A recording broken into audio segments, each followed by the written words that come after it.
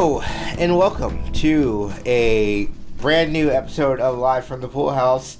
We are live from the Pool House, and from downtown, I am T.L. Foster. That is a very specific reference that will make sense in just a moment, but I am joined by Comic-Con own Sonia. How's it going? NBA reference. I don't know basketball. It's going all right. How are you? It's going great. We're going to talk about that in just a moment. But we are joined by one of my favorite people. He is one of the co-hosts of VJ Apocalypse, or Video Game Apocalypse. VJ Apocalypse is redundant. He also does a lot of stuff on Leisure Time Network. He streams all the time at Matty C. Allen. It's my good friend, Mr. Matty C. Allen. Hello. Papa's got a brand new bag, and that bag is full of Matty C. Allens. I don't know. I don't have a good intro. Yeah, so Matt, I guess I gave you your bona fides. Was there anything else that I haven't said that you would like to let the people know that you do? Well, the only other one I can think of is I'm old, which means I watched Fresh Prince of Bel-Air in first run as all the episodes came out. So that and my love of pop culture and all things Will Smith is the only thing that really qualifies me to be here right now. As I was watching the episode, I was like, oh yeah, I remember that. I remember seeing that. That's about it though. It's just well, I guess the other thing here too is I don't think I've ever talked about this on Lazy Time Network. I used to play basketball a lot. And the reason that applies is this episode has a lot of basketball in it, but I used to be, for school, like I played basketball my whole life, starting, I think the first school team I was on or park team was like third grade. And then I went all the way through high school to the point where I had to choose between playing basketball or football because the football season ran over into the basketball season. So it was kind of like, well, technically you can do both, but you're not going to start because you're starting 2 or 3 months later when we've already been practicing. And I was just like, yeah. And then there's that thing I didn't like it. They started thinking of me as the football player who played, and so they would send me in like a Bill Lane beer, like, hey, can you foul that guy, or can you put a body on that guy? And I was just like, I'm not an enforcer. Like, I'm here to play defense, but I'm not here to mug people. So. But yeah, I am a lifelong basketball fan. Viva los Lakers. I'm a lifelong Laker fan. Which they're not featured in this episode, even though it takes place in Los Angeles, but we'll get to that. And they talk about the Lakers a lot on this show. So basketball was the first sport I loved. Like, it wasn't the first sport I played. The first sport I played was soccer, or football, as the Europeans call it. But no, basketball was the first sport like I fell in love with. I was born in '86, but I started watching around 90, 91. Which there's literally not a better era to just get into basketball with. Like, I think the ones, like, people who are a little bit older than me, so Matt, like, people like your age, like Showtime Lakers, but you were even kind of young-ish for the Showtime Lakers. I was youngest, but I followed them when they were prime Showtime Lakers, when they were like three-peating. That's when I remember, though, my first memories of any sport I ever watched was basketball. It was Magic Johnson, Kareem Abdul-Jabbar, James Worthy, like the Los Angeles Lakers. Like, I cried when Magic had the press conference announcing he had HIV. Like, that's how much I love the Lakers and basketball. Like, that was like the first time, by the way, that I realized the celebrities weren't like immortal.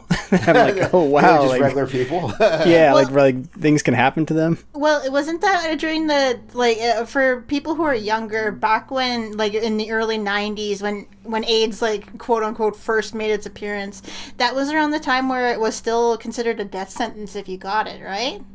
Absolutely. Yeah, like, I mean, that didn't change until, I want to say, the past couple of years. That's a fairly recent development with the medications, but it's so back then it was very much like, oh wow, Magic has it and could die in a matter of years. Before South Park revealed the real secret to not dying from it was just money the whole time. It was and then, like, the great thing about Magic, it was, I think, what how can you say a disease is good, but the good thing that came out of it was Magic being Magic. It was like, oh, well, this is a regular guy who has AIDS.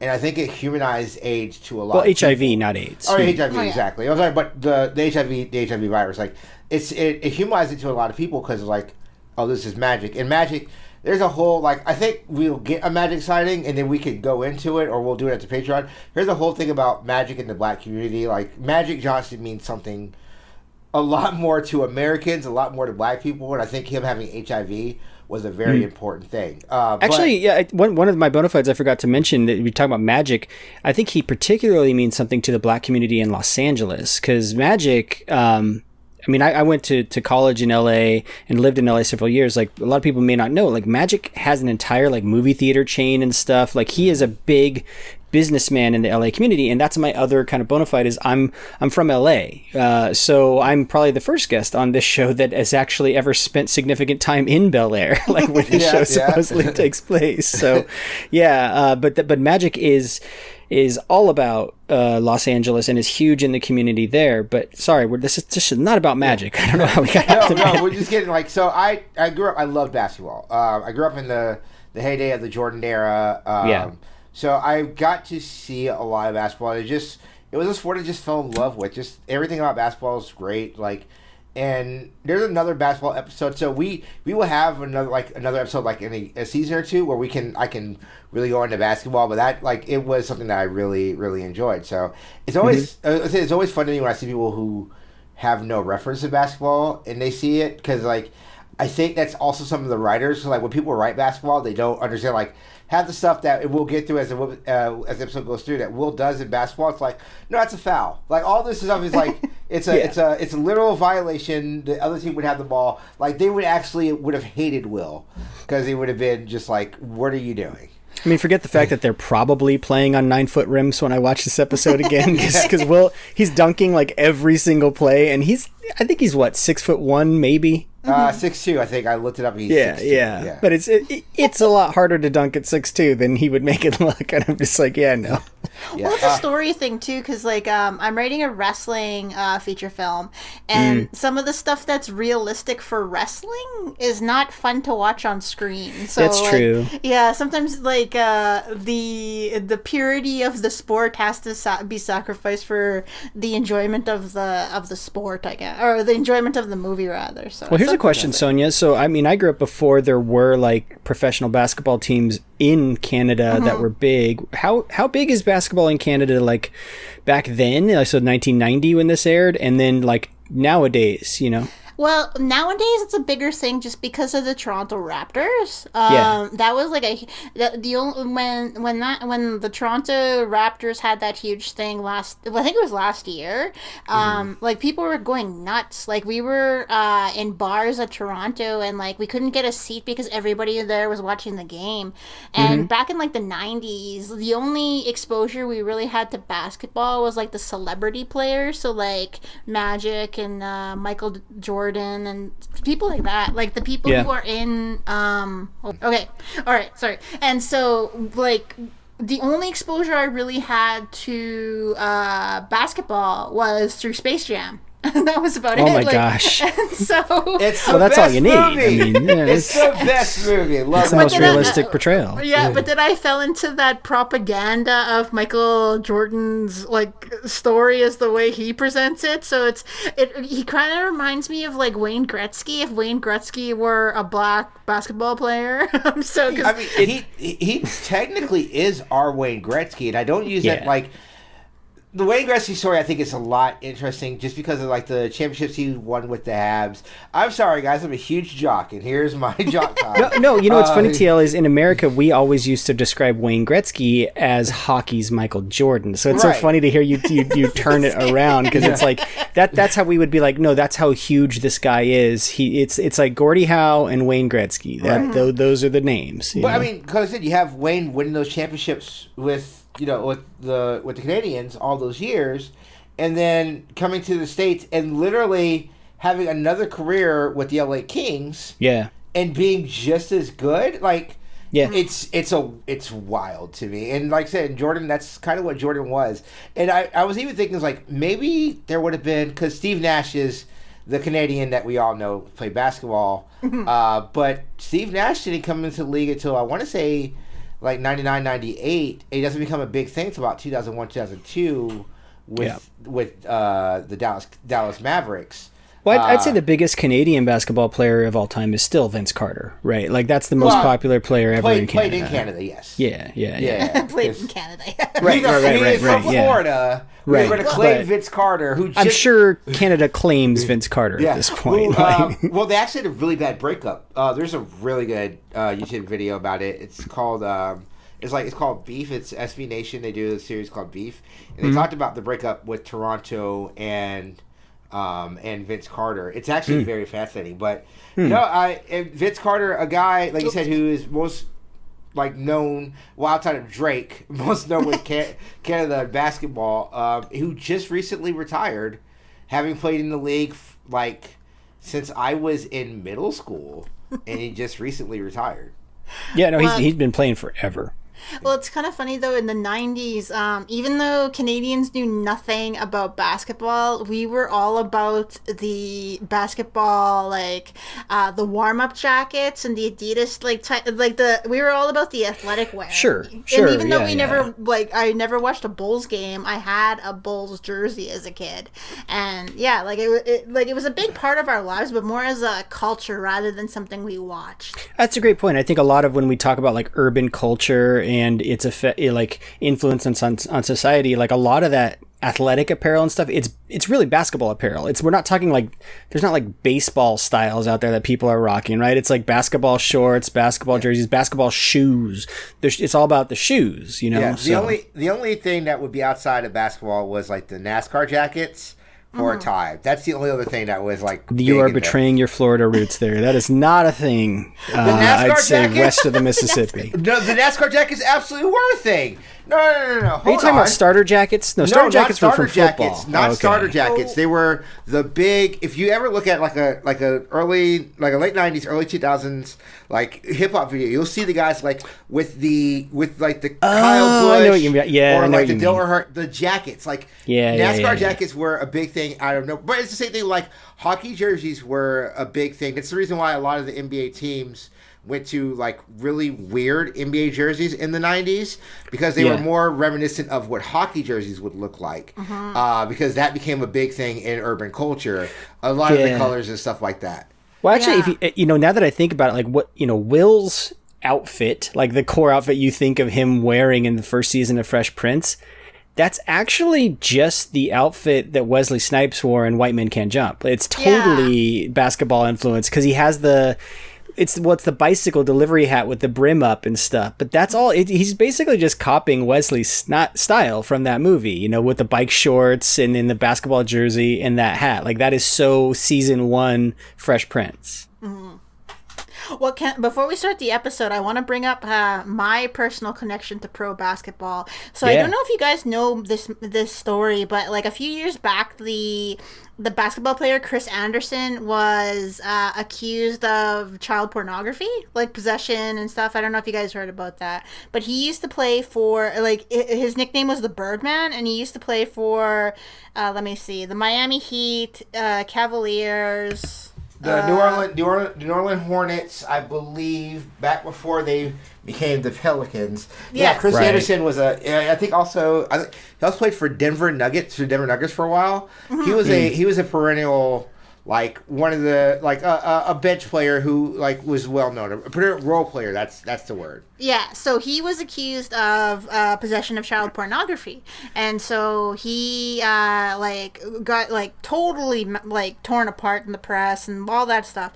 But then they found out that the pornography he had in his possession was this Instagram model who was underage, who said that she was in a relationship with Chris Anderson. Chris Anderson had never met this girl except for a consensual relationship they had when she was 18, a meetup.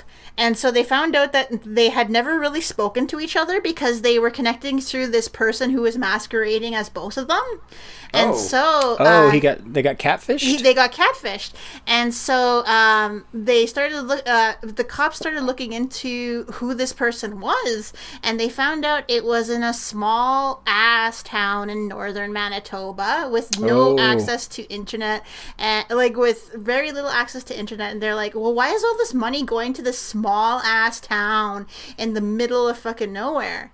And they found out that it was my cousin, Shelly, who was a complete shut-in and a hermit who no one had seen since she was 6 years old, who was taking care of her mother and playing Call of Duty all day. And so she was this massive catfish who had extorted a little bit of money out of both of these people and basically almost ruined Chris Henderson's life. And she recently only got out of jail. I don't know if they're going to charge her in the States because they charged her here. Right. And like it tore my aunt apart basically. And she was like, oh my God, like, because my aunt has rheumatoid really, really, really bad. There was a documentary done about her recently called The Indictment of Shelley Chartier, but it's so funny because my mom, because I'm in media, my mom was like, son, do you think that any of the news places in the States would buy like photos of Shelley? And I'm like, Mom, I'm not selling you blood photos. Jeez. And so, but yeah, it was a big thing because like it ended up like so many people came to this, like, because my reserve is small, where Shelley is from is even smaller. And so, like, it was just bombarded, and people were like freaking out, and like, oh man, it was amazing. That's wild. That's like the only thing I can think of that's relevant. It's one thing I've always wanted to do a podcast with Matt about was, remember the Mentai Taiyo incident, Matt? For a couple when he got ago? catfished? Yeah, no, when he catfished. So there was a football player from Notre Dame, which is one of the worst schools ever. Don't ever go to Notre Dame. Thank you for preaching the truth. It's the one thing I will agree with USC people about. I hate Notre Dame with a passion. But there's a linebacker. Other than my love for Joe Montana, and I'm sure your love for Joe Montana, Absolutely, Notre Dame can go away. Yeah, but there was a football player by the name of Mentai Taiyo. It was a Samoan dude, played middle linebacker. All intents and purposes, a really good middle linebacker. And he was going to go play against Alabama. And this is a very important thing to me because I hate Alabama football. I went to Auburn. I can't stand. But I was rooting for Alabama because it's the little brother syndrome, right? Like, I can hate my big brother, but you can't hate my big brother. That's how I always feel about it. Sure. It's why I root when the Clippers play someone. I'll cheer for the Clippers, but I'm no Clipper fan. It's just they're from L.A. You know? Right. And then, like I said, I can't stand Notre Dame. But Mentai Taiyo had dedicated the game to his dead girlfriend, who was totally real and totally dead. Totally made up. Until we found out that no, she was not. Right. And then he also proceeded to get demolished by Alabama in that game. It's one of my favorite experiences. And, like, it's funny to laugh about because it was a complete fabrication that, you know, he came up with, and like you can laugh about it now. But it was what was his reasoning? Thing. It was he wanted it for locker room, like motivation material. What do you call that? Like poster material, right? Where you paint like this is the shit they talked about. I'm sorry. No, we've between Sarah and then having to edit that Chris episode, you can curse on this podcast. Okay, so this is that in a thing in sports is if another team talks trash about you, your coach might like put up their words in the locker room and be like, "This is what they're saying about you, or this is your motivation." Coach is sick, you know. Play for coach, right? And so. He had made up his motivation. That's some Kobe Bryant, Michael Jordan stuff right there, dude. I'm gonna make up a story. So yeah, it's wild. Sports is wild. It's a wild thing, and it should not come back. That's why I'm very open. As my baseball team, finally the Marlins are okay. We're 2-1. Then I literally wake up and my friend was like, "Man, it sucks that the Marlins all have COVID." I was like, "What are you talking about?" Who would have thought that a team in Florida, where clearly COVID is contained and is not a problem whatsoever, would come down with COVID? Yeah, I don't know. Hey, who on this podcast had COVID? Is it the guy who's in Florida? Yes, it is. Like, yes. Well, I did have a COVID scare last week because my boss's a family member recently returned to daycare and came back with symptoms. And so the doctor was convinced it wasn't COVID, but he got tested. So I was on lockdown for about 4 or 5 days till they confirmed it wasn't COVID. But man, that was scary. I was just in my room and like it was like that scene in Old Boy where they lock him up for like 20 years or whatever it is. But oh my God, it was just terrible. But anyway. Yeah. That's today. Let's go back to 1990. Sonia, what the hell is this episode about? Yeah, exactly. I'm just like, all right. So 20 minutes into this episode, we finally get to Fresh Prince. Anyway, I wouldn't have it any other way.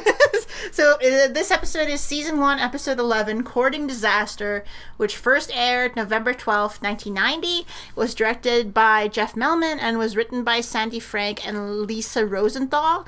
Sandy Frank was a writer for Late Show with David Letterman, and he also wrote for In Living Color, Martin, and the Jamie Foxx show. And in this episode, you just pass it to Will. Yes, you do. So yeah, this is our second Sandy Frank episode. I think the one with Sarah. I don't know why I brain fart that. Please, I apologize. So the last one. So yeah, the last episode was our first Sandy Frank. This is our second one. Sandy Frank. This one of my favorite episodes. It's one of the things I always quote, like when I'm playing sports or talking about sports, or if I'm playing NBA 2K and I have a LeBron James thing. It's like I always tell people, like, oh, my strategy, I'm just going to pass the ball to Will. You can't double team him. I'm just going to pass the ball to Will. So yeah, definitely. This is definitely a vernacular for me. Oh my god. Oh, excuse me. Sorry. So this episode begins with a shout out to the show LA Law, which I never saw because the second I saw it turn on, I was like, oh man, gotta change the channel. This is Sonia, put Sonia to sleep time. And Jeffrey, I think it's Jeffrey, makes a says that Uncle Phil looks similar to Harry Hamlin, who I only know because of the movie Clash of the Titans. Yeah. Uncle Phil does not look anything like Harry Hamlin. It's just a joke. Well, I think they're about the same height, roughly. I don't know. Anyway, so the scene with Vivian and Phil dancing to James Brown reminds me again why I adore James Avery and Janet Hubert's chemistry. Yes. They just have like such a life and a lovely and rich relationship that like they seem like they've been together forever. And I love that. My favorite thing about that is Phil's rocking out by himself to Papa's Got a Brand New Bag, hence my bad joke at the beginning of the episode, and Aunt Viv comes in and without missing a beat jumps in and starts dancing with Uncle Phil like right away. Like not only do they have chemistry as actors together to the point where it's just like, yeah, I'm in here and we're doing this, and it's like what I would imagine, like, oh yeah,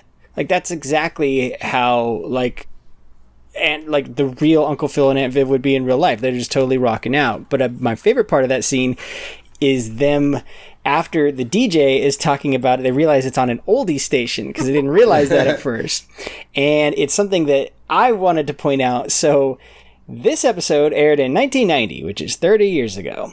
The song that they were rocking out to when this aired is Papa's Got a Brand New Bag by James Brown, is a 1965 single. So that means that song was 25 years old when the episode aired. So it's one of those things that I hate to do it. You hate to see it, but it is more time has passed between when this episode aired and now than when that song came out and they aired the episode, meaning all of you who saw that episode are old, just like Phil and Viv realize they are old. Well, I mean, Sonia, you just talked about Space Jam. That movie is just about 25 years old. Yeah. Like that's that's an older movie. Like even with just Space Jam.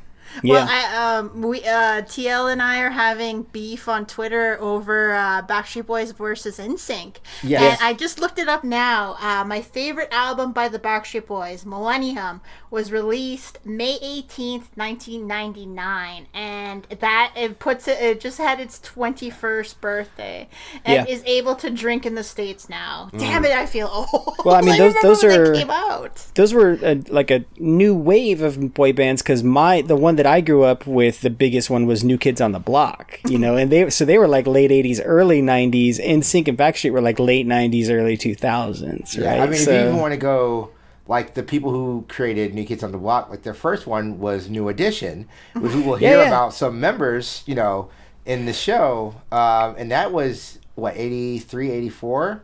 Like Mr. Telephone Man at their peak, stuff like that. Yeah, it's mid 80s, and then Belle Biv DeVoe split off, and they were like 86, 87, I want to say, when they got no, Belle Biv DeVoe would be 88, 89, because in 87 is when Bobby left, because Bobby left before Belle Biv DeVoe. Yeah. When Bobby was doing Like he was doing On My Own and My Prerogative, and I all mean, the boy music bands have that been I around love. forever. Like the Jacksons Yes. are a boy band, technically, Yes. right? Like the Yes. Jackson Five. So it's they've been a thing forever. But yeah, I love your guys' little fake feud about that because I'm like, who cares? that's how I weigh in. Important. 100% real. Look, we're sorry that you were not born in the years 1985 or 1986. Like, I think if you're born between 84 and like 93, you have very strong feelings about this stuff. We don't listen to 93 people because they're like, what about O-Town? No one cares about O-Town. No Okay, one asked here's you the to bring thing. O-Town into this. Here's the thing: out of all those boy bands, probably even New Edition included with Bobby Brown, the one person who's had the most successful solo career is JT. Timberlake. Yeah. Just JT. He's bigger Speak than on all of those dudes together and all those bands. So I still hate Timberlake because like he has the career that Darren Hayes from Savage Garden should have had. He has the career that JC should have had. Because I'm like, I hate, like we could go on about this. Like if we have a Laser Time episode about boy bands, I'm gonna go off on JT because he was the least talented. I love one. JT. He's not the least talented one. What are you, crazy? He is definitely not the. He's the most talented he's the Nsync most member. Period. I have been a JT fan. I have been a JT fan since the Mickey Mouse Club, the new Mickey Mouse Club, which aired on Disney. So that's how I saw who Christina Aguilera, who Justin Timberlake, who Ryan Gosling, like who all these people were before they became these superstars. And I'm going to say this: Justin Timberlake is very talented. We will get to this one day. He, on SNL, he's an actor. But can we talk real quick? The only thing you need to know about why you shouldn't like Backstreet Boys, Nick Carter, period. Or Carter family. The entire Carter family just tears the entire Backstreet Boys thing down. Although that song "Everybody" is the fucking jam and slaps and is amazing and is one of my favorite endings to any movie. Remember that end of the world Where they movie? Scream? Yeah. Oh my god. I didn't say that Backstreet Boy doesn't have jams. They definitely have jams, but they are not equal to the talent. Is that song? What is it technically called? Backstreet's Back. Anyway, Everybody, Backstreet's Back. Yes, everybody parentheses Backstreet's Back. There we go. All right. But related to what Matt said, we are closer in age to Phil and Vivian than we are to the teenagers right now. Yeah, and I'm just like, I'm old. So. Yeah, I mean, there's a lot of... I made some notes of the 90s references in this episode that made me feel old. If you'd like, I can go through them. Oh, please do. You have your prerequisite use of "Can't Touch This" during any sports scene in a TV show from the 90s. Because literally, pass the ball to Will, you can't touch this. There's an OG Gameboy sighting with Will playing his OG Gameboy, which I think I saw you guys tweeting about, like you want to do an article or something about Will playing video games in Fresh Prince. I'm gonna start just because there's so much stuff that comes up with him just with games of that era. I'm just going to start documenting them because I think he does play an N64 and later not an N64, a Super Nintendo later in the series, and you see him playing. There's an NES in his room in certain scenes when you see his bedroom, and I love that Game Boy. I had it. It was the size of a brick. I love those ones. So other 90s things. There's a Pete Rose joke, which is very big in the 90s. But not as Pete Rose the player, as Pete Rose the manager. The disgraced manager from gambling on his own team. I would actually say Isaiah, who is in this episode, Isaiah Thomas, not that Isaiah Thomas, the original Isaiah Thomas for basketball fans. He's more 80s than 90s, but I guess it counts. And then cross colors as far as the eye can see in this episode. Yes, but I think we should bring it back. We should bring back cross colors. I love it.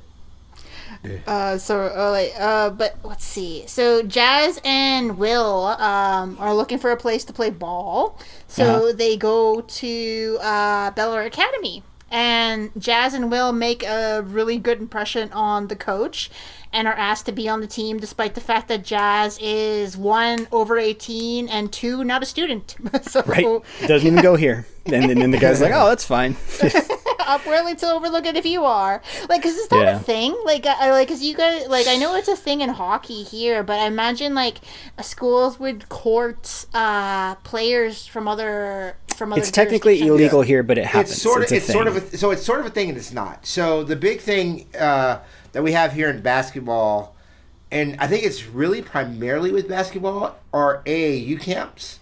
What AAU is, in the States, we have a number of different football leagues, or sports leagues that are like Pop Warner is the most famous. That's our little kids football league. Yep. But you have the Little League Little League Series, which is a nationalized thing, and AAU, which is kind of the basketball equivalent.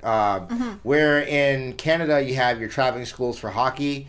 For the most part, like players will take the summer and they'll do basketball camps with AAU. It's a thing that really became big in the late 90s, early 2000s. It's the reason why a lot of people who they lament that basketball players don't hate each other anymore.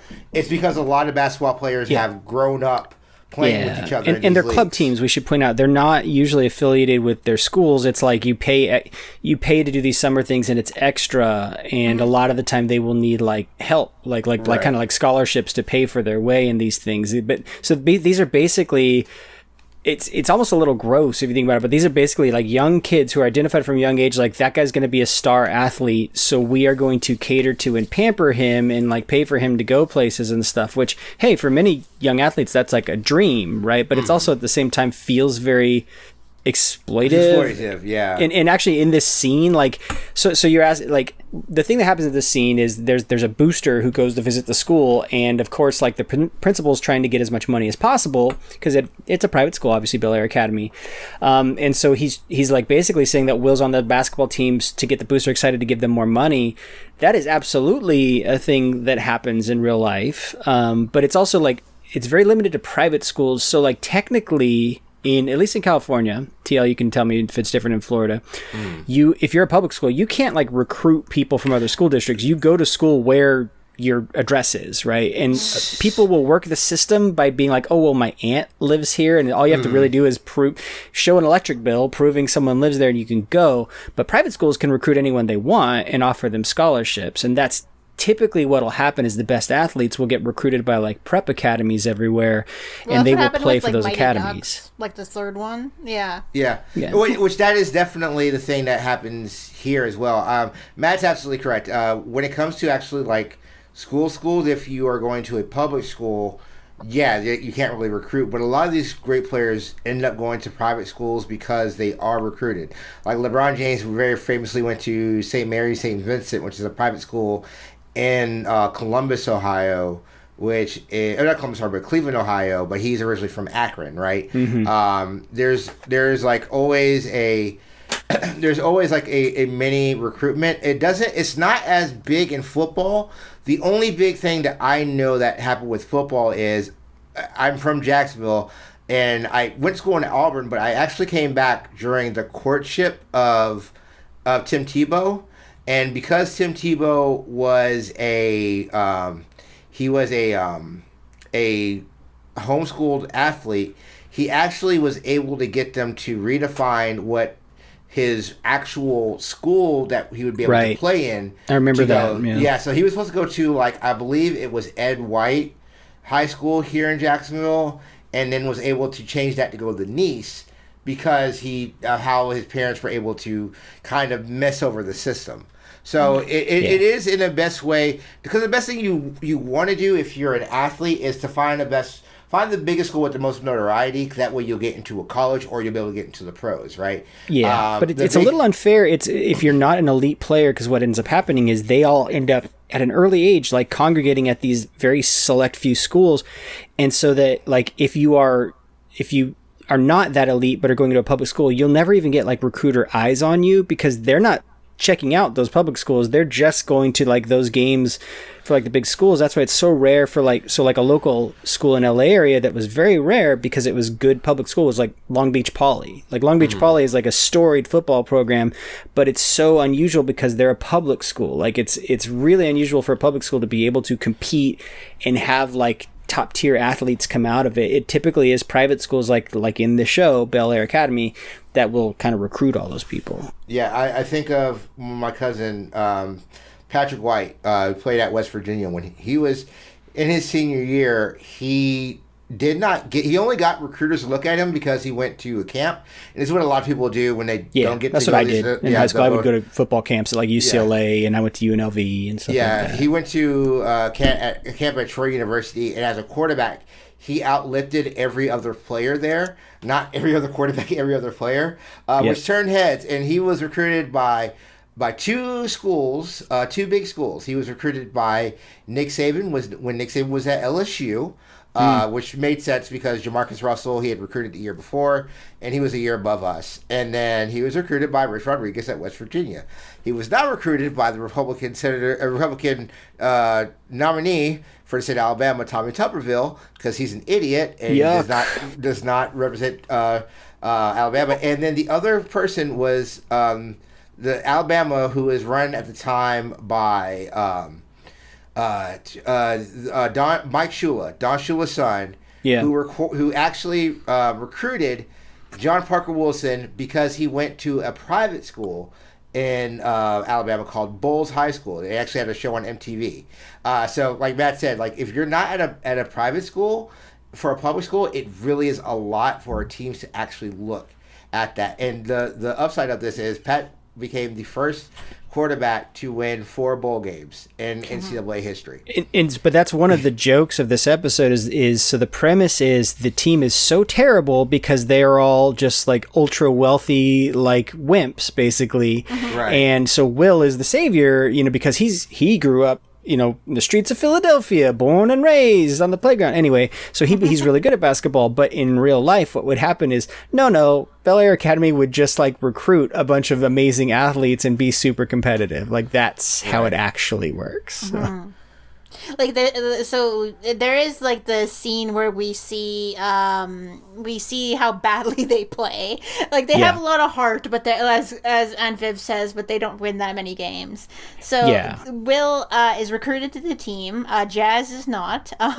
So Will is trying to teach. Carlton is trying to teach Will the team's playbook, and which quickly devolves into an insult fight over a chalkboard that leads to keep away from Carlton with Hillary and Ashley. Hillary's little bit of joy of joining the game, of keep away, is so adorable. Like I love when she gets to act like a kid. Like that's it's so non-Hill. Like she's just very like I'm gonna be a kid. Actually, that's one of my favorite scenes in the show because you like the chemistry that Uncle Phil and Viv have. The kids just have this great natural chemistry as brothers and sisters, and then Will being their cousin, but it also kind of reveals this other side of Carlton. So this was, I think you guys have pointed out another episode or other season 1 shows. This is before the Carlton character has really cemented. He's still kind of, you can tell Alfonso Ribeiro is still kind of finding out who Carlton is, and so he doesn't talk like Carlton normally talks with the Carlton voice and all that stuff. He's at times he's just very vulnerable. It's a totally different Carlton than you're probably used to seeing from like later episodes. And that his basically kind of bitterness and jealousy against Will plays a huge part of the A plot of this story. Like that's really what this is about. And it's something we've all gone through probably with either our friends or like even cousins growing up, is like there are times where like you think you might be good at something or whatever, and then you just have a friend who's naturally amazing at it who might start to steal some of the spotlight. And that's basically what this episode's about, is like Carlton learning to deal with Phil getting some of the spotlight when he's not, Carlton's used to excelling at everything, especially in that household where like it's like the focus is clearly on things like academics, where typically Will's in trouble. Like this is the thing that Will gets to shine on. And I think it's it starts to manifest early in the episode with that game of keep away. It's just like, oh yeah, Carlton can't keep up basically with the stuff. Well, and I love Jeffrey tackling Will to get the chalk back. I love whenever Jeffrey's visage cracks and he gets dangerous in terms of like, because we've talked about it before about Jeffrey's secret life, but I think he grew up totally a little bit hard. Yeah, I think he grew up hard too, so he knows how to fight. There's several references in this episode of kind of he grew up with a gambling background, like him and Jazz like start talking about gambling on snooker, like that version of pool, right? Where it's and you could tell Jeffrey is basically like pool sharking Jazz. It's amazing. I just love that, yeah. Like, because it comes up later that he, we get lots of random background tidbits of what Jeffrey has done in the past. Like, he used to be the sparring butler for Chuck Norris. He was a touring butler for Led Zeppelin. He used to be a long-distance Olympic-level runner.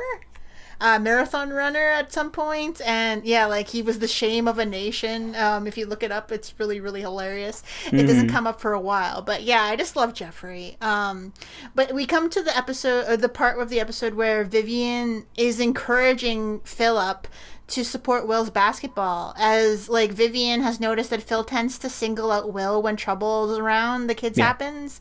So like and I think it's sweet, and I love how Vivian is always encouraging Phil to see the better side of Will, because I think Will is a cool kid. Like when Phil gets to act like a dad, it's some of my favorite parts of the show, and I love seeing him. He goes to Will's game and he lifts Will in the air when the team wins, and I just love that. Like, it's so cute, because like how many positive role models did Will have as a kid that were male? Like, it's such a cool thing. Like, and I know that Carlton is jealous of it, but I'm like, how many, like, Will has never had this happen to him where a guy has supported him in such a way. So it's just like, it's just so cute. I just like it. Of course he would. That's Junkyard Dog from Hulk Hogan's Rock and Wrestling cartoon show, man. He's a good guy. It's Shredder, actually, from Ninja Turtles. I forgot to point out, so one of the reasons Phil can go to the games, this is pre-Judge Phil. He's still just a partner at the law firm by this point in the show. He doesn't become a judge for 4 seasons, which was wild to me, because I was like, I thought he was a judge a lot longer. And I thought the whole show he was, yeah. Like, having like kind of read more into the show, it's like, no, yeah, he's just a lawyer for the longest time. Yeah. Well, a partner. I mean, he's like one of the heads of his firm, which explains how he's able to live in Bel-Air. But it's amazing. And as you guys mentioned, this is one of the first episodes where we see the sibling rivalry between Carlton and Will. Like, maybe it's because I am the oldest in my family, but I was a little annoyed by Carlton's reactions here, even though Will was showboating.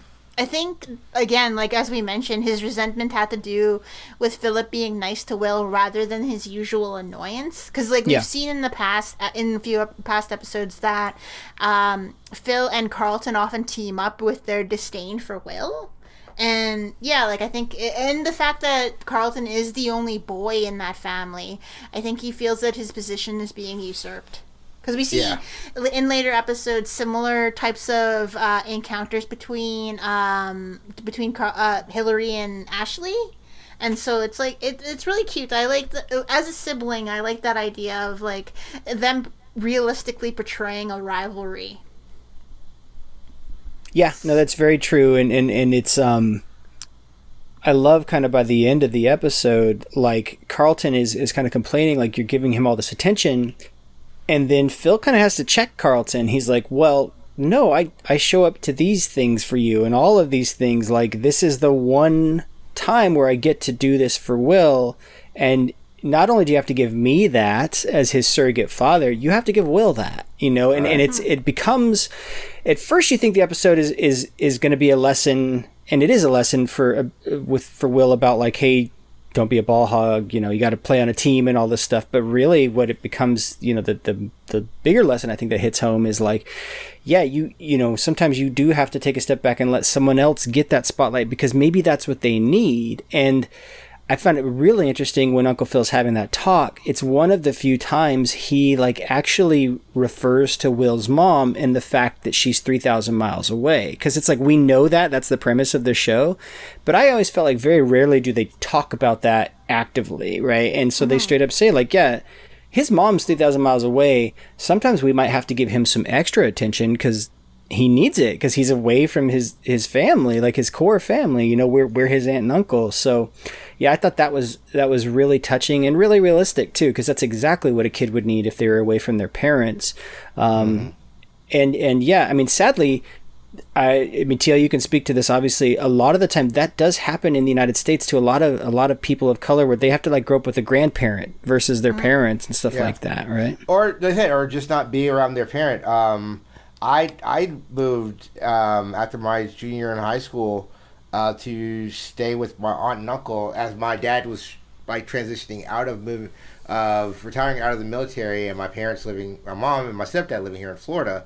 So like I had to move, and it's a completely different thing to be this age. So I would have been Will's age, starting high school. In a high school you don't know, with family that you really haven't been around a lot, and it can definitely be frustrating. And I know it may have been. So I'm a little bit more forgiving for Carlton because I understand the dynamic, because I did come into a house where my cousin, she was an only child, and then all of a sudden there is a new there's a new there's like someone new that's in there that is taking up that time. Yeah, they're taking up the attention and time for sure. For sure, yeah, that's a big part of it. But luckily Carlton comes from this family of the 3 kids already, right? And so, but yeah, it's amazing that he has to learn that lesson of how do I step aside, let Will shine a little bit, because as you rightly pointed out, Sonia, like, yeah, sometimes I don't like it when the show does that of like Uncle Phil and Carlton would almost team up on Will, and it's like that's not really realistic, because like as a parent or a surrogate parent, that would be like abusive. Like you would never like team up against a kid with another kid, like, Well, and I like I just realized too, because we recorded the episode about Thanksgiving before this one, and once you find out a little bit more about Will's mother, you find out that she was working all the time. And that Will this was the first time that maybe somebody did come to his games or did support him at school. Like his mother was there, but like maybe she couldn't physically be there too when like he was back in Philadelphia. And so it's like really sweet to see like this inner life about how Will is able to thrive with the attention he gets from Vivian and Phil in here. And it's just really cute because like that first game, even though he is showboating, he is reveling, like he is just adoring the attention he's getting from Phil specifically, and I'm just like, it's this really sweet to me. I just love it. Yeah. Well, it's funny. While he's doing the showboating, though, it brings up another theme of the show that it rears its ugly head. But so this when I watched this to prepare for this, it was a little while ago.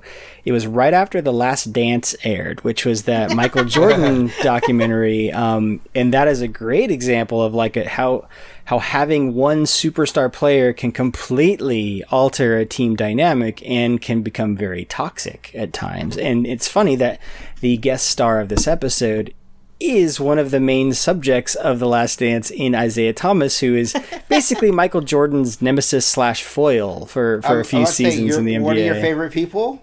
I hate Isaiah. I hate Isaiah as a Laker fan. Yeah, because he was also like one of Magic's rivals, and so I grew up loathing Isaiah. So I have no sympathy, especially when like Save the Last Dance. Sorry, that's like a movie. Last Dance, where they're talking about how Jordan blackballed Isaiah. I'm like, good, because Isaiah completely iced Jordan out at an All-Star game a few years prior, and is known to be kind of a rude guy. So forget it. I don't care.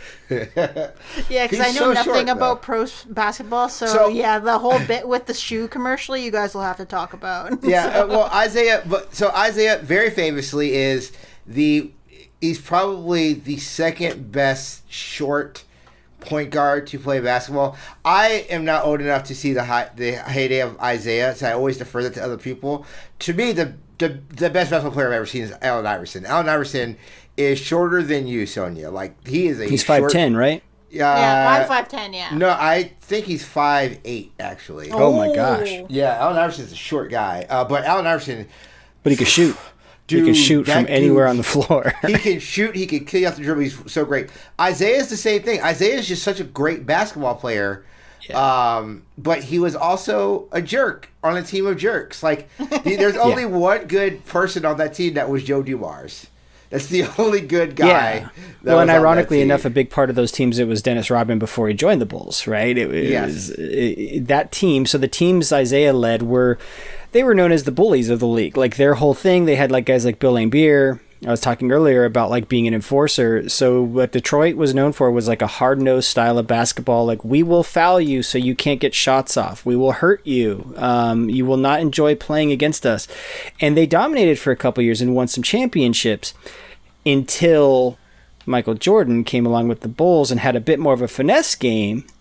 And how does the story exactly go where basically they won and then Detroit just walked off the court, right? Like refused to shake their hands in the Eastern Finals. This wasn't even the NBA Finals because they would have gone head-to-head in the Eastern Conference Finals, right? Yeah. So, they were playing in the Eastern Conference Finals. And the Bulls... So, there's contention in this because the Bulls maintain that it was a... to quote the hit documentary Last Dance, a bitch move to walk off the court while the game had ended. What the Pistons had maintained were two things. One, they had played the game in Chicago. They didn't want, like where the benches were, they didn't want it to be difficult for them to get out with everyone celebrating on the court.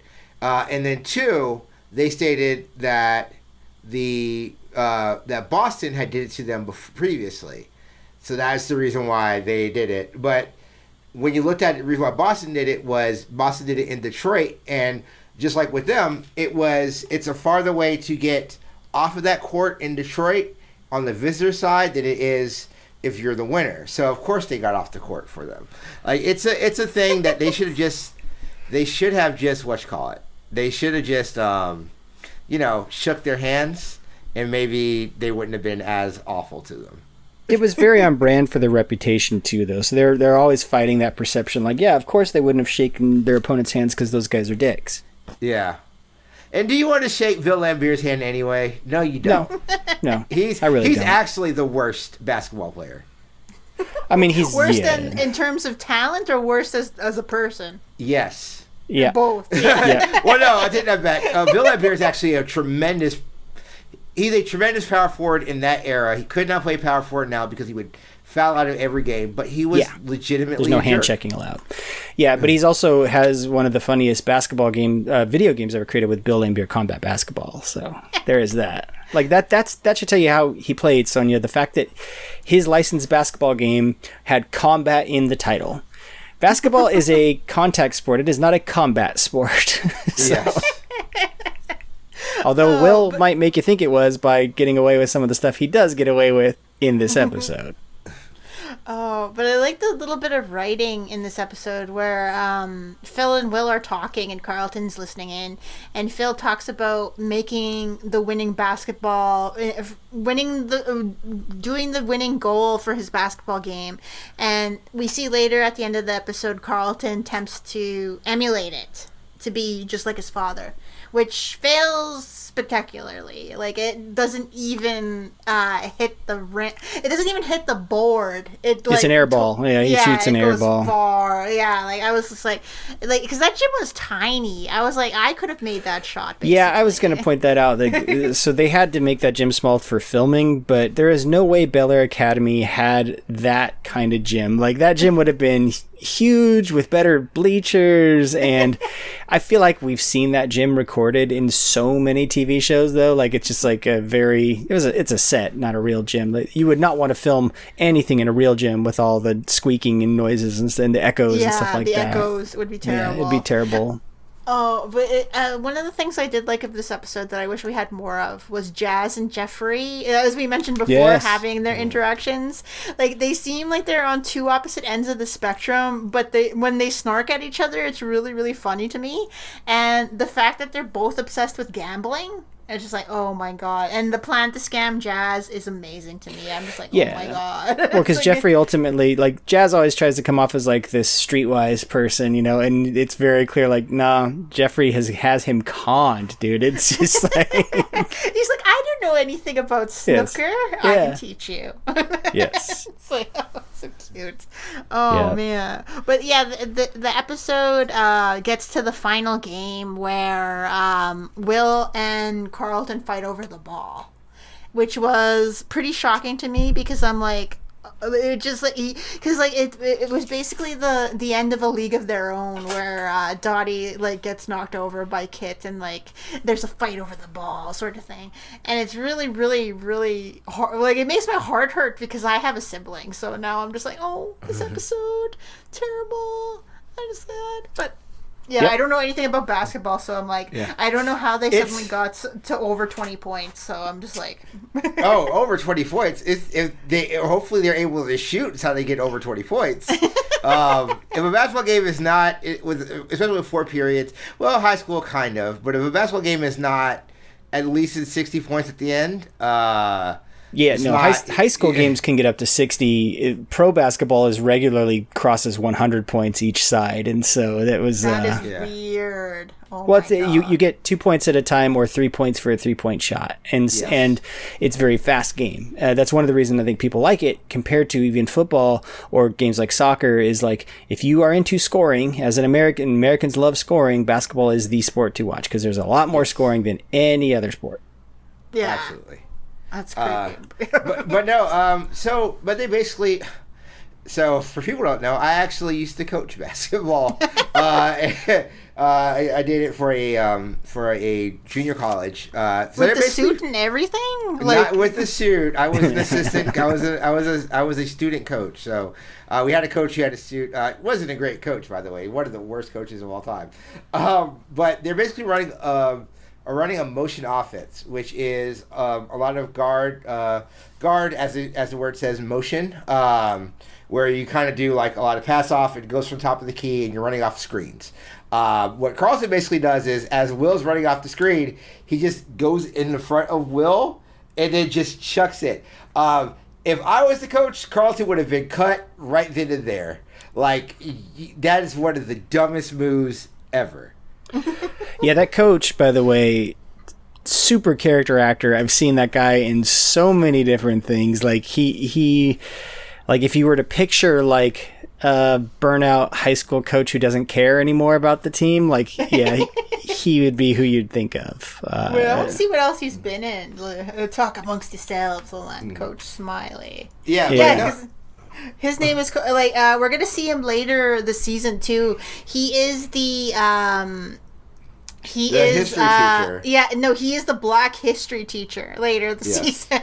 So I mean, when I think of Black history, I think of Smiley. I want to see what else he's been in. Hold on, let me see. Maybe Norman Smiley from WCW, wrestler extraordinaire, and now isn't he a trainer for NXT? He is one of the head trainers over at NXT. Him, Sarah Amato, and Matt Bourne.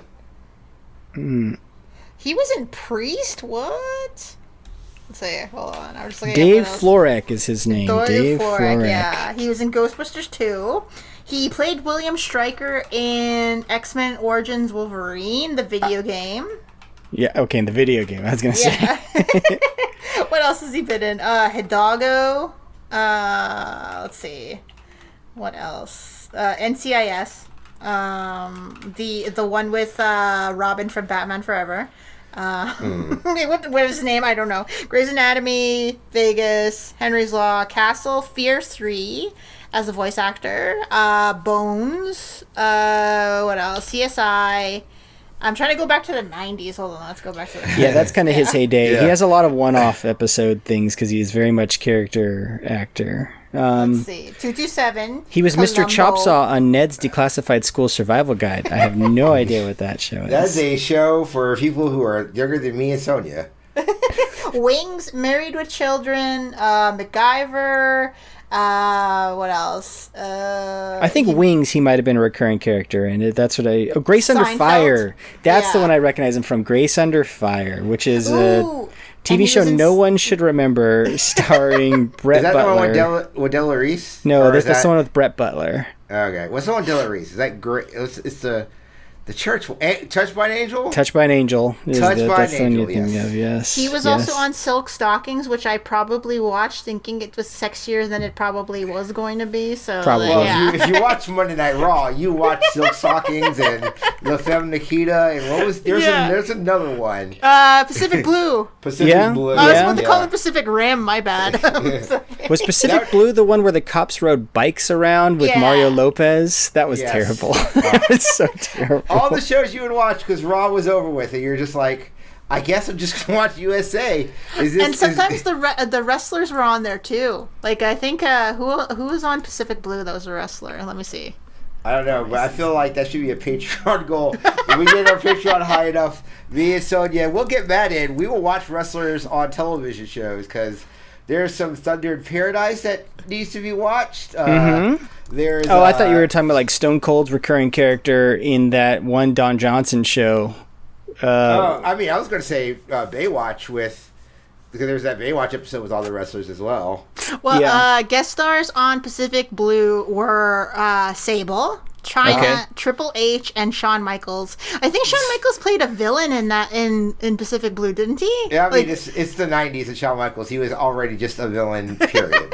I mean, he had lost his smile. So. He lost his smile. Oh, don't even joke about that. When that happened, I cried. You're the Canadian. So I hate this has become the wrestling show, but we three love wrestling. The weird thing that's been going on now is like there's been like this super it's like the Brett and Sean factions have come up again out of nowhere, but now it's the inverse. I'm seeing a lot more Americans who are like, oh yeah, fuck Shawn Michaels. I love Bret Hart. Like Dax Hardwood, formerly Dash Wild from the hit tag team, the Revival. Now they are FTR. Like he was like, oh, it's Shawn Michaels' birthday. Anyway, Bret Hart's the greatest wrestler of all time. And I was like, what? Like where is this coming from? But like I don't know. I'm still at Camp Shawn Michaels. Like he sucks shit. I know, but like. He's grown up. It's hard to argue though that Brett isn't one of the greatest ever because in addition, he always did what they asked him to. Like other than dropping the belt in Montreal, which is why we had the screw job. Like, but he never hurt anybody. Which I mean, that's a huge thing in wrestling. He was like one of the safest workers of all time. And then go back and watch those matches. He was like 5 to 10 years ahead style wise of what anybody else was doing at the time. And even Owen, rest in peace. Look at Owen. He's doing stuff that he brought up from like lucha wrestlers in Mexico that like no one in the WWF could hang at the time. It was insane, dude. Yeah, Owen Hart, if Owen Hart doesn't pass, he's the greatest wrestler to ever like lace up boots. Like that's not even like a. I agree, but I also don't think he would have been like the biggest star. Like he's very much Owen was a great foil. He was a great like supporting character for people to work off of, and like he's the guy that like when you go back and watch matches, you're like, oh my god, that guy's doing all the work, but he's not taking all the credit for it. You know what I'm saying? I think he probably would have had a similar career to Daniel Bryan. I would hope. Like he's talented, and he would find his niche, and he becomes successful. I think if he lives another year, we get him and Chris Jericho. And I think that would have been the thing that would have pushed him over the top. Like, even to the point where they might have even done the thing that they do in Japan where they make a junior title and just say, this is yours. Like, not even a light heavyweight. This is yours. Here's your junior title. You run this now. I think that's what would have happened. Man, what a depressing note to leave this episode on. Just pass the belt. I don't know how we got there from Will. No, but it was a fun episode for sure, especially that dream sequence, which was like with Will and Isaiah, where they're playing. Basically, we forgot to mention, Will like schools Isaiah, that's again very against Isaiah's character at the time because Isaiah was known to be sort of a dick, and so I'm like, how is he okay with some actor like bawling all over him on this show? And I'm like, oh yeah, that's right, he was paid to be that way. That's exactly. Well, one thing I wanted to ask you guys: why are shoes such a big thing in the NBA? Because shoes are. Finally, my time to shine. Yes, please. Basketball shoes are just it's culture, it's fashion. It's so hard to explain, it's so hard to quantify, but it's just so much. A good pair of shoes is just it. So shoes in just like in culture, in black culture anyway, are really great. Like dress shoes, your Stacey Adams, like your shoes, like these great shoes that look great. And then basketball shoes had that same kind of design. Now before Jordan, so Jordan is kind of the era of the basketball shoe. Before Jordan, everybody used to use Converse and stuff like that, but they were not really designed. They're just like high school basketball shoes. Like when you play any sport, You get like your standard sports stuff. They're just high school basketball shoes. Until Jordan went with Nike, and Nike made the bold choice of just like, hey, we're gonna get actual people to design your shoes, and that's when they became a bigger thing, because basketball shoes became a thing of being a mixture of high fashion and also, you know, sportswear, which, like Matt said earlier, like that was fashion at the time. There's a barrier. It's fashion. It's tied to the rap scene too, and the fact that like it was a sign of wealth a lot, like getting certain shoes that were like super expensive. Like Jordans were the first shoes I remember, like tennis shoes costing over $100. So the short answer to your question, Sonia, is marketing. That's the deal with basketball shoes, because it really is. It's putting value in a product that on its own merits, it's a quality product, but it should not carry the value that it does. And the reason it does is because it was attached to Michael Jordan's name, and it was marketing, and it was a status symbol. And then they even played on that with scarcity. Like it was tough to get, and still is, right, Teal? Like it's tough to get new Jordans, like they have limited runs of certain models and stuff. I hate the sneakers app. Yes. I hate it so much. That's all marketing. It's all artificial scarcity. They build up hype by getting. It's the Nintendo thing, right? Which is like, well, it's even worse than Nintendo. Nintendo, really quick, I don't think that's them doing it to be scarcity. I think that's them being conservative and not realizing how popular stuff is, and just not having enough units made of things to fulfill orders. But anyway, Nike is definitely the. So Sonia, do you know how we in the year 2020 actually get good shoes, like good limited run shoes? How you're supposed to actually get them? No. So there's an app that's called Sneakers, SNKRS. And what you do is you go into the Sneakers app and you basically get a raffle ticket, so you can raffle to buy the shoes. Yeah. You don't get the shoes for free. You raffle to be able to buy the shoes. But that's free, right? You don't have to put any deposit to get your raffle number? That is correct. However, people are actually putting in bots. Yeah. So that they can get as many raffle tickets as possible. It's a lot like the Ticketmaster scam, where basically like people, ticket resellers have ruin the market because they flood it with bots, and then those they sell it at even more inflated prices. And unfortunately, the sneaker companies won't do anything to crack down on this stuff. You know, and it sucks because like sites like StockX will sell a $190 shoe for $500. Yeah, and like that's the only way you can get that shoe. It sucks. Ugh, I hate it. So yeah, there's a little bit of shoes there's a little bit of a bunch of things going on. There's a little bit of collector culture involved too, because there are some people who buy shoes and never wear those shoes. They're just like, yeah, I got a pair of those in my closet somewhere. There's a little bit of the celebrity endorsement culture going on. There's a lot of marketing. There's a little bit back in the day of like, I'm going to play better because I have these shoes with a pump in them that's going to provide extra cushioning so that I can jump higher. And that is not how physics works, everyone, but it's fine. You bought into it. I get it. I did too at the time. So yeah, that's the whole shoe thing but it became just part of basketball.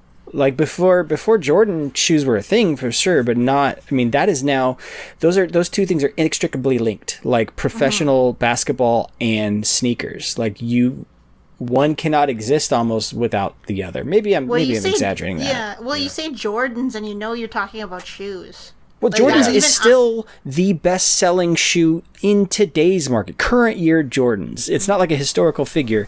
Current model Jordans outsell the next sponsored model by like magnitudes. Yeah. Of current stars today. Like LeBron shoes, they're not selling like Jordans. Yeah, but where it's kind of, because like Jordan sell really well.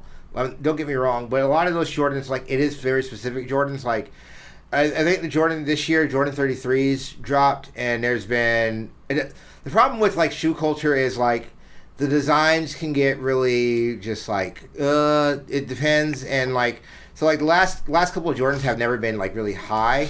Right now, where the big market is are retro shoes and retro designs. Yeah. Big thing right now is there's always a market for Jordan 1s because one, they're the most gorgeous shoe ever, and two, like it's just a thing that's very easier for everyone to kind of pull. But you have Air Force Ones are very big. You have Air Max days, so Air Maxes are really good. Like there are specific shoes that kind of push each boundaries. But Jordan, Matt's right. Jordan is the most well-known like athlete one. I think LeBron's are close, but like it's like close in like a river, like two sides of a river are close, right? Like it's still like a ways away. And I think Kobe and the AIs for a minute were as hot as Jordan because I had those AI 3s. Yeah, I mean the Kobe's though that was one of.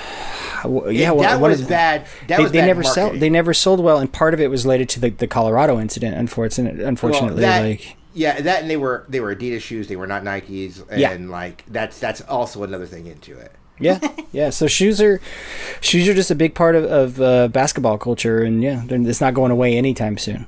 It's just getting more annoying because it's more expensive and more. It's just harder to get the stuff. Well, like I said, I tell people all the time I don't mind paying $120 or $150 for shoes. One, because a good pair of shoes. So this other thing is like because they're Jordans, like a good pair of shoes are actually really good.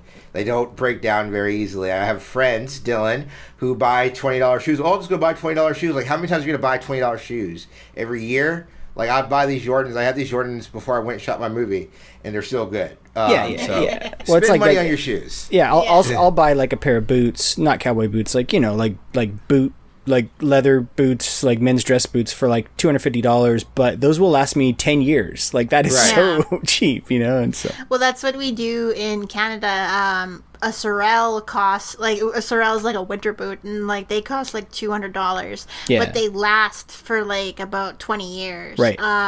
So like, or we will pay $300 for specially made mucklucks, and like they last for like generations if you take care of them. And like it's just like it's a shoe thing. Yeah, like pay more. Yeah, you pay for quality for sure. So we get to the ending of the episode, and Carlton, like you said, Matt, he has had that conversation of just like, hey, Will's mom's not here, and we have to be there for Will, and I think that's very important. I think that's important for Carlton as a character. I think you're right. We get to these later episodes where they kind of have like a different dynamic, and it's more of a brother dynamic. But I do think episodes like this are very important because it helps get to that part where we can have them as a brother dynamic. Mm-hmm. Yeah, well, this is just a different brother dynamic, which is the sibling rivalry. Like it's that's a common part of being someone's brother is you compete, and I think part of what they're learning about each other because it's still early in is like, well, here's the stuff Carlton's good at that Will never be good at, and here's the stuff Will would be better at than Carlton, and learning to accept that and live with that. I remember growing up with my brother, like that's a hard part, especially when it's something that there's like nothing you can do about. Like my brother did not play sports, but was super fast, just naturally super fast, like way faster than me. And it used to frustrate me to no end because here I am practicing every day, football, basketball, whatever I'm playing. And meanwhile, just in a foot race, he could smoke me anytime. And I'm like, how are you doing this? But it's something that you just come to learn and be like, well, I'm really happy that they have that thing. Like, that's great. That's his thing. That my thing is hitting people really hard on the football field. Yeah. This has been this episode of Live from the Pool House. What an anticlimactic ending. What a terrible job I did. That's why we edit. You can edit it out. I know, but I like to let people know that I'm not good at this. But who is good at what he does? Mr. Matthew Allen. So, Matt, this is your time to promote all the stuff that you do, my good friend. I don't do that much, but the stuff I do, I love doing. So, every Friday, I am a co-host of Video Game Apocalypse, the Laser Time Network's video game-centric show. Every week, we do a top 5 based around a random, silly theme, typically tied into one of that week's new release games. And then we break down all that week's new releases, as well as news. So check us out at VideoGameApocalypse.com, and then check me out personally. There's 2 places. So you can follow me on Twitter at Matty C. Allen, and primarily you're following there for really bad jokes or maybe occasionally views on video games. But that's also where you can get notifications when I'm about to stream on Twitch. I am also Matty C. Allen. That's MattyCallen. I stream a little bit of everything. I've been playing a lot of Yakuza games lately. Most recently I've been streaming a game TL turned me on to, which is called Crosscode, which is amazing. A kind of a retro action RPG with a really cool premise. So yeah, I go over there. I just have fun talking to fans, and check me out, Matty C. Allen. Sonia, our famed Comic-Con host, is there anything you'd like to promote?